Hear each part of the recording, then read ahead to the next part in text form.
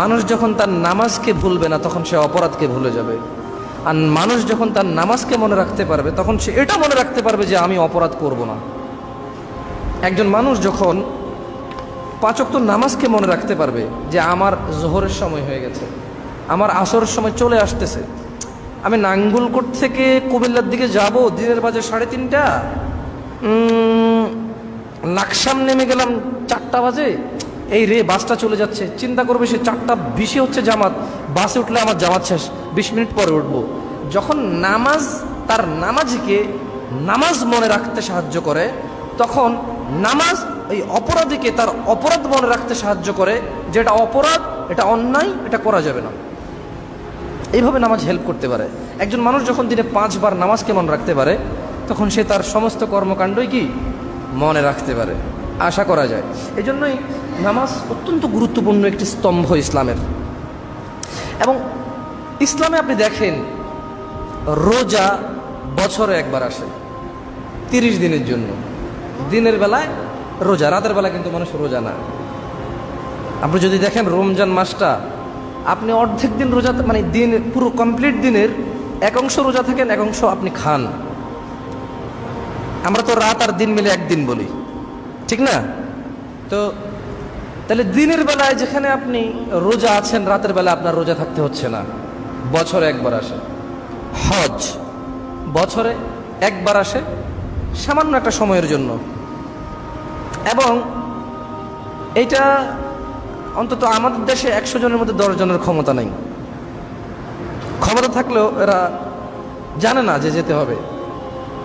তো ক্ষমতার টাকা পয়সা থাকলেও মনের নাই, কিসের নাই? জ্ঞানের নাই। তা মূলত তার ক্ষমতা নাই। আমাদের দেশে 100 জনের মধ্যে 10 জনের হজের ক্ষমতা নাই। এর মধ্যে এই 90 জন যাদের ক্ষমতা নাই, এই 90 জনের মধ্যে কিছু আছে অর্থের অভাব, বেশিরভাগটা, আবার কিছু আছে মন মানসিকতার কার্পণ্যতার কারণে তার ক্ষমতা নেই হজ করার। কিছু আছে জ্ঞানই নেই, এটা কত গুরুত্বপূর্ণ একটা জিনিস, তার গুরুত্ব জানা নাই। তো তার জ্ঞানের ক্ষমতা কম, তার জ্ঞান দিয়ে সে বিবেচনা করতে পারে না এটা করা লাগবে। তো তাহলে রমজান বছরে একবার আসে 30 দিনের জন্য, হজ বছরে একবার আসে সমর্থবানের জন্যে, যাকাত সমর্থবানের জন্য। আপনি যে মুসলিম, আপনি যে মুমিন, আপনাকে এটা কে বুঝায়? একমাত্র নামাজ। একমাত্র কি? নামাজের জন্য সামর্থ্য লাগে না, নামাজের জন্য অর্থ সম্পদ লাগে না। নামাজ আল্লাহ এত ভালোবাসে, এত ভালোবাসে, এ নামাজের জন্য আল্লাহ কোনো শর্ত দিয়ে দেয়নি যে ধনীরা করবে গরিবরা করবে না, বছরে একবার আসবে বা 2 বার আসবে, এমনটা আল্লাহ করেননি। দিনে করবে রাতে করবে না, এমনটা আল্লাহ করেননি। ছোট করবে বড় করবে না, এমনটা আল্লাহ করেননি। মহিলা করবে পুরুষ করবে না, পুরুষ করবে মহিলা করবে না, এমনটা আল্লাহ করেননি। এই নামাজের জন্য সুস্থ অসুস্থ মানুষ আল্লাহ ভাগ পার্থক্য করেননি, যে জ্বর হলে নামাজ পড়তে পারবে না, কাশি হলে নামাজ পড়তে পারবে না। বোঝেননি? কালো মানুষ পড়তে পারবে, সুন্দর মানুষ পড়তে পারবে না, আল্লাহ এমনটা করেননি।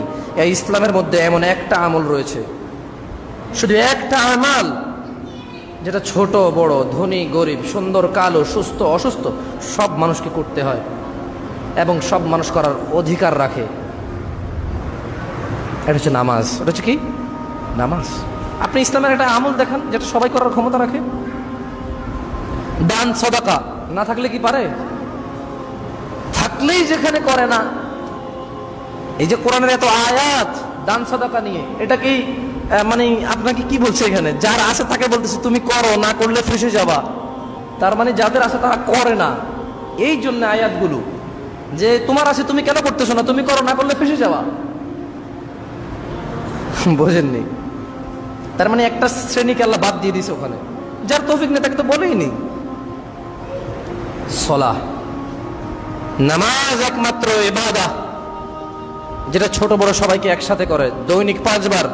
আপনি সকাল ফজরে ফজর পড়ি, সন্ধ্যায় আমরা মাগরিব পড়ি, রাত 8টায় আমরা ইশা পড়ি। তার মানে রাত দিন 24 ঘন্টার মধ্যে আল্লাহ দিনের বেলা এবং রাতের বেলা নামাজকে বাধ্য করেছেন, ছোটকে এবং বড়কে, মহিলা এবং পুরুষকে। আল্লাহ এত ভালোবাসে নামাজকে। আপনি ভালোবাসেন? আমরা নামাজকে ভালোবাসি, আলহামদুলিল্লাহ।